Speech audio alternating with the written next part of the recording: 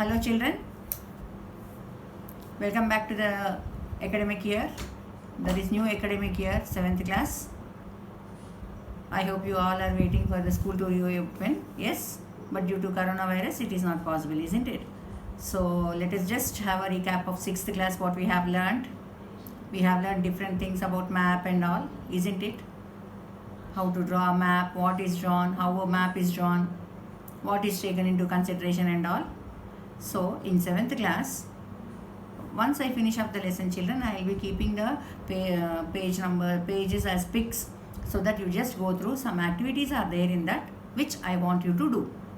Is it clear? So here what is happening is, when we are talking about maps, and you all know the differences between globe and a map, isn't it?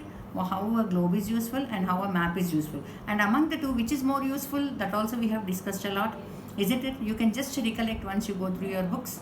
Don't waste your time now, because once you have to come back into the session means you have to refer your books. Is it clear? Now when we are talking about a map, the first lesson is about reading maps of different kinds. This is the first lesson children. So different kinds means you all know we have different kinds of maps. We have discussed. Now when I ask you, supposing it is in the class, you will be telling me different answers. But now when it is one-sided, isn't it? So we have a political map and a physical map. Now you look at this children. This is a outline map. Generally we don't say physical map, but we say outline map, isn't it? This outline map is useful to mark physical features. Now what are physical features? Physical features are like mountains, plains, plateaus, isn't it? So what is that? And you have learnt about 3 different villages placed on all these different types of physical features, isn't it? We had a village in plains, that is Penmakuru. We had a village on hills, isn't it? What is that village? Yes, do you remember? Dokur. And then the third one, that is Penugolu on the hills. We had lot of differences between the 3, where availability of water is there, where availability of water is less, and what type of soils are there, what type of crops are grown, isn't it? So that is physical features. Physical features can be marked on a outline map. So this is the outline map. It can be India or it can be Telangana or whatever it is. We have done different kinds of maps last year, isn't it? So this is the physical political map children. There is a lot of difference between the physical map and a outline map. Physical map is, you have all colors and all. If you really look into a physical map, you will have different colors used to show mountains, plains, plateaus, rivers, all these. To mark, we are using an outline map. Okay, but on a political map, we are having demarcations, that is lines drawn as borders between districts if it is a state, and if it is a country, we are having state borders. So each state, this is the map children. It's a political map of India. Okay, so what is happening here, we are able to identify which state is where and all, isn't it? So these two are the differences. Now when we are talking, supposing you know directions which are used. Last year we had a lot of activity regarding your house, which side your house is facing, or which direction is your house facing, which direction is your class facing. We had a lot of activities in the class, isn't it? I told you all to find out, isn't it? So now when there is a small activity children in the textbook, I will be keeping the pics, and I want you to go through with the help of the map. Here are the questions children, here are the questions, and here you have the map. So based on this map, everything is marked there. So what you have to do is answer the questions, and later on only few questions are given. So I want you to make more number of questions. When you have your brother or sister at home, just try to make more number of questions and try to write answers. It is nothing like, see, we all know north, south, east, west, and everywhere on a map, you know, a arrow mark will be shown pointing in up. That is, up is always north. Opposite to north is south, and your right side, that is your right hand side, is always east. Your left hand side is always west. So when you take the map, this is north, this is south. Yes, this is east, this is west. Okay, so here some small questions are given children, like there is a boy called Ashok. He wanted to go from Chennai to Lucknow. So where is he? Chennai is the capital of Tamil Nadu, and Tamil Nadu is here. Okay, so from here he wants to go to Lucknow. Lucknow is the capital of Uttar Pradesh. So he has to move north. Understood? Supposing a person in Delhi wants to come towards Hyderabad, so he has to move which direction? South direction. So like that some questions are there, and I expect you to make more number of questions and do this activity. Okay, and later we have different symbols used in the map. You drew conventional symbols also in your classworks, isn't it? So what are conventional symbols? Why are they used? Because maps are too small, children. In real, it's very wide. If you take India, you are drawing on a small paper. But if you imagine even your house or your classroom or the place where you sit also is very, very big, which cannot be drawn on a paper. So we are reducing the actual distance and drawing maps, isn't it? Which is called as scale. So with the help of a scale, we are drawing the maps, making the distance less. And we are mentioning there what is the scale we have used, isn't it? So in the same way, conventional symbols are used because whatever is there, we are not able to mark on that. We can't write a temple, a mosque, or a police station, or a railway station, or mountains, or whatever it is. So we are using conventional symbols. What is a conventional symbol? Conventional symbol means which conveys. Conveys means it gives us some information.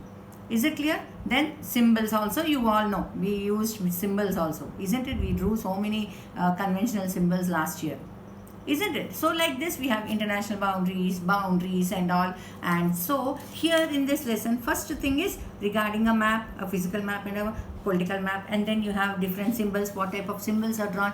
And if you happen to recollect a railway line, just a line is drawn and all it is being small lines are being drawn on that across the line, isn't it? So here what they are telling is they have given pictures, children. Different colors are used, and for plains, plateaus, mountains and all, you all know blue is used for water, isn't it? Brown is for mountains, black is for boundary lines and all. So here they have given a physical features and they have given a description about a village called Nimpur.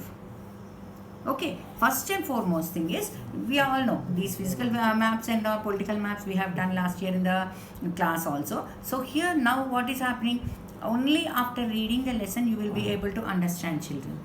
So I'll keep the pics of the pages. So please just go through. First listen carefully what I am telling. Then it will be easy for you to understand. It is a very, very simple lesson. Okay. After the lesson you may think, oh, so easy. Okay. So what happened is they have given you heights. How to measure a height of a place. Now we all know which is the highest mountain in the world or which is the highest place. Altitude means height. No. So how is it done? So because they will measure the length from the sea level, because you all know land is not flat everywhere, not plain everywhere. At some places it is low like valleys, at some places it is high like hills, or at some places, now you see a plateau, how will the surface of the plateau be? Uneven. So you can't take the distance as same everywhere on land. So what is happening? People have taken the sea level as a measure. Then what they have done, from the sea level they started measuring the altitude, that is the height of a place. Okay, so what now we will see how that is called as mean sea level, MSL. MSL means mean sea level. How is that measured? Now what they have seen, now you must have gone to a seashore, you must have seen a sea, isn't it? All the waves will be coming and going, always continuous move of water is there. At some places it will go far away beyond you, at some places it will be away from you, isn't it? Sometimes even before the one gets back, one more wave comes pushing the other one forward, isn't it? So what will happen? And you have tides. Tides are moving high, and a fall of water high and low is called a tide. Okay, so what they have done is at regular intervals they have measured this movement of water, and then a mean is calculated. Mean means what?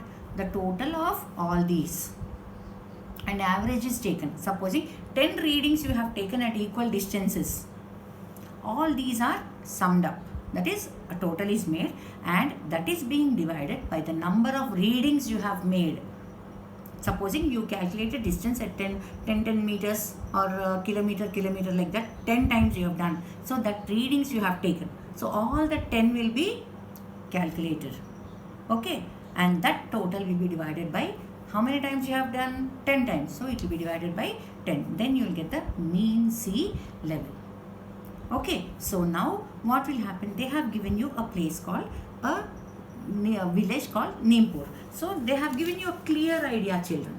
They have given you the picture from the level, the village is on the hill or the temple is on a height. So they are asking you how will you measure. So from the sea level only we will be measuring. Okay, so simple activity is there. You will go through these pics, and if anything you will not understand, you personally message to me, children. I will give you an answer. Okay, but first concentration is very, very important. And at the same time you have maps which are showing physical features and all. Different maps are there. We have discussed a lot. We have climatic maps, we have vegetative maps. Vegetative maps means, if you take India, for India a vegetative map means it will show in which state how much land is under forest area. That is a vegetative map. You have agricultural map. Agricultural map means it will give you in which state what type of crops are grown. Okay, total India if you take, in which states paddy is grown or wheat is grown, it will give information. Okay, so like this, now you have some more places, and so at some times two places will be at equal height. That is the height of a place. Even both are at a height. So those places will be joined by lines called counter lines. CONTOUR, counter lines. That means these are the lines which join the places are at equal heights. Is it clear? So it is a map called showing the height of a place. So it is like this, children. Different colors are used. See, it will be drawn on a flat surface only. We all know that maps are drawn on flat surface. But how will you know which is a height or like that? So on a physical map, you know, plain, if a brown shade is given, it is mountains. Water is there, it is blue in color, isn't it? So like that, this is given. So you just go through and then do that activity what I showed you, that is the directions. And then meanwhile, by the next class, I want all of you to learn the states and capitals, because in this map capitals are given. All the capitals are given. Do you remember now at present how many states are there? Is it 28 or 29? Recollect and then try to read out the states and capitals. Take the book. Are you all maintaining a book? For the time being, till the book's information is given to you, in that same book, put today's date, write down social studies, and then write down the states and capitals. First, you write down as many as states and capitals you can. Then check out whether you have done the right one or not. Whether supposing you have written the correct capital of the state, check out, and then later if you don't know some of the capitals or if you don't know the states, then again complete it. Understood, children? So for now, this is what I wanted to tell you all, and in the next session we will discuss once what you have done. Just message me if you have any doubt. Okay, children? Thank you.